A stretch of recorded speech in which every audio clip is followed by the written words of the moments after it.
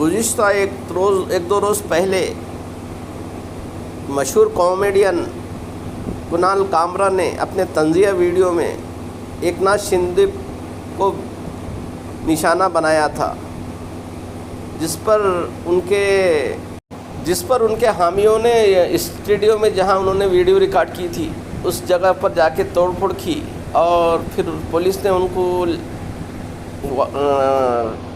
Jail में डालने के लिए ले गई।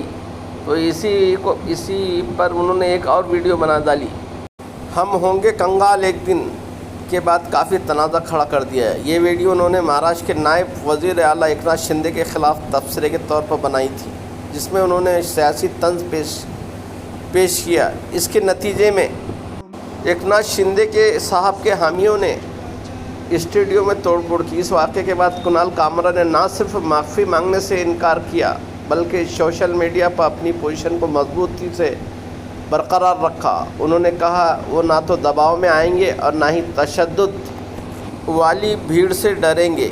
इस तनाज़े ने इंडिया में आज़ादी इज़हार और सियासी तंज के हवाले से एक नई बहस छेड़ दी है। कुणाल कामरा वाकई अपने बुलंद हौसलों के साथ सरकार पर तंज करने से पीछे नहीं हट रहे हैं। ताज़ा तरीन वीडियो में उन्होंने ट्रैफिक बढ़ने और पुल गिरने जैसे मसाइल को उठाया और सरकार को तानाशाह कहकर तनकीद का निशाना बनाया।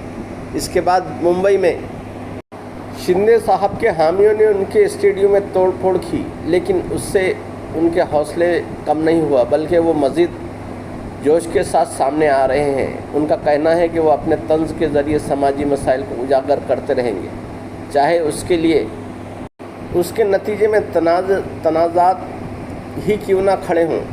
आपको उनका ये अंदाज़ कैसा लगता है?